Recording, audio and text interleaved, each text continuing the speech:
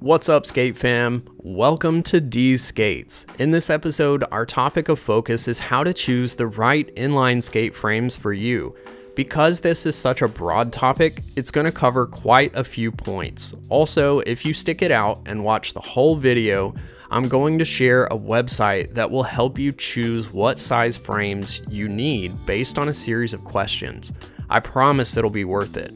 Also, don't forget to subscribe to this channel if you like seeing informative content about skating. In today's market, there are a ton of inline skate frames to choose from. Over the last decade, the urban inline skate industry has gone from mainly providing skates packaged with a standard 4x80 wheel frame to having a ton of options. If you search inline skate frames today, you'll find everything from 3 wheels to 5 wheels in multiple varieties. So let's compartmentalize some of that to make it easier to understand. Tri-skates refer to inline skates with a frame that holds 3 wheels. When tri-skates first started becoming popular, we mainly saw them with a short wheelbase. Short frames with large wheels designed to give you more speed while retaining some of the agility that's enjoyed from 4-wheel frames. 4-wheel frames is perhaps the most broad category. They come in many sizes, from short wheelbase with small wheels to long wheelbase with large wheels.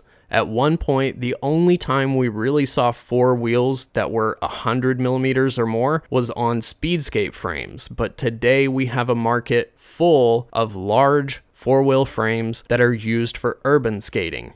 5-wheel frames are a bit more specialized. It should be noted that 5 wheels were once popular with inline speed skates, but that's not what we're talking about today. The urban 5-wheel frames are quite long and will mostly be seen with wheels in the 76 to 84 millimeter range. These designs are intended to give skaters a lot of stability for aggressive tricks while adding a rocker that provides the agility needed for flatland tricks.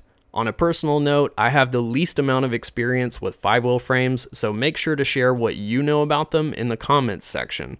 What frames do I need? To answer this question, you need to know exactly what kind of skating experience you want. Do you want agility for slalom and dance, or do you want to skate really fast through the city and jump over everything? How important is stability to you? What you choose will come down to knowing the balance you expect to have between agility and stability. As a general rule of thumb, you'll need to consider the size of your foot to achieve the desired balance.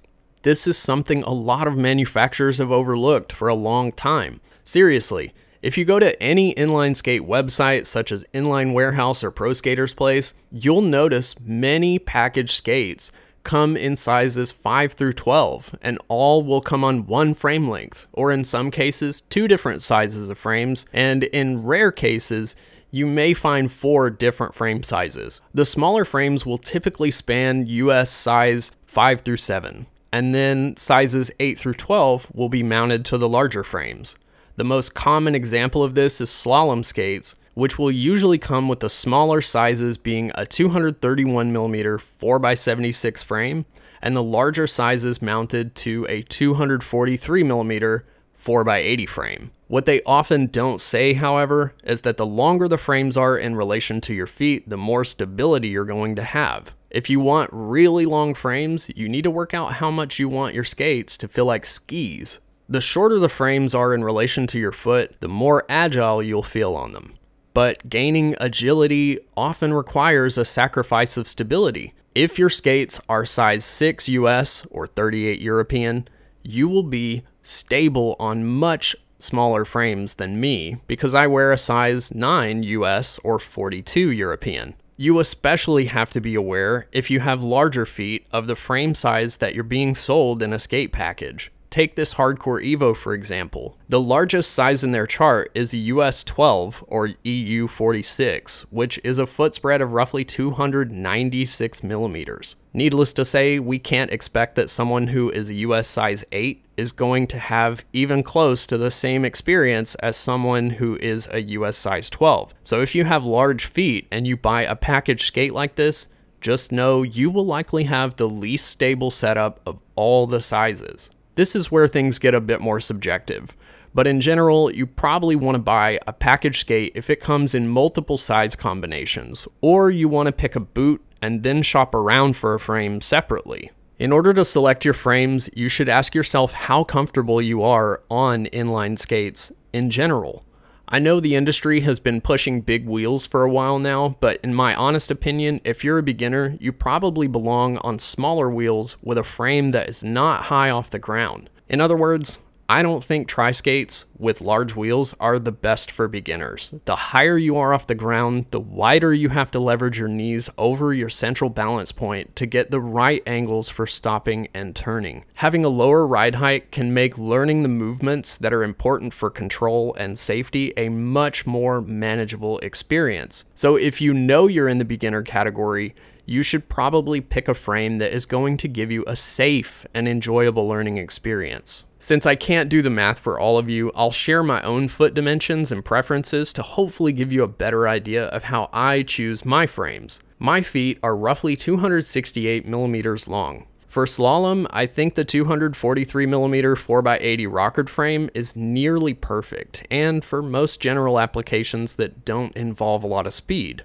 That means this frame's wheelbase is 25 millimeters shorter than my foot. Of course, if the frame is not rockered, then you will have more stability. This is because when a frame is rockered, the effective wheelbase is shortened significantly, as we no longer have all the wheels in contact with the ground at once. I could get a similar non-rockered experience with a 3x90 frame that has a wheelbase of 235 millimeters. I do have the Katana 3x90 255 millimeter frames, but I almost never use them unless my skate session is completely confined to a parking lot. So if I wanted a more stable experience, a rocker, and a bit more speed, I'd probably choose something like the Endless 80 because it has a 255 millimeter wheelbase and I can put 4 84 millimeter wheels on it. That means the wheelbase is only 13 millimeters shorter than my foot. If I wanted something more stable with a rocker and intended to do fast urban skating with lots of jumping, I'd likely choose my Endless 90 frames as they have a 276 millimeter wheelbase, which is 8 millimeters longer than my feet. Or I would choose my Endless Arc frames because even though they are 48 millimeters longer than my feet, they have a deeper rocker and a pivot spacing or effective wheelbase of only 77 millimeters, which means that I get loads of agility while the 316 millimeter full wheelbase length ensures I'm much less likely to tip over forward or backward in spite of having a very deep rocker. Looking at the math, you can see that what I'd call my general dance experience setup with 243 millimeter frames, for someone who's a size 12, would have them rolling a frame that's 53 millimeters shorter than their foot. Add a rocker to that, and we throw all hopes of having any stability out the window. And finally, as I promised, there is a place where you can get some input for your own personal setup by answering a series of questions. Just go to endlessblading.com, click the hamburger menu in the top corner of the screen, select Help, and click the link that says Frame Recommendation Quiz. It'll ask you all sorts of questions about your foot size, skating experience, preferred skating style, and even if you don't intend to buy specifically endless frames, this quiz is a good starting point for figuring out what size frames and wheels you should look for when choosing a full skate. I hope you enjoyed this video. I have a new item coming to me directly from Rollerblade to review. If you want to see what I have in store next, make sure you're subscribed to Deez Skates. Please give this video a thumbs up if you learned something, and share your preferences in the comments. It will no doubt be helpful for other skaters, and I know we all want, especially beginners, to have as much resource as possible so we can grow the sport of inline skating together. Thank you for joining me today, and I will see you the next time I lace up.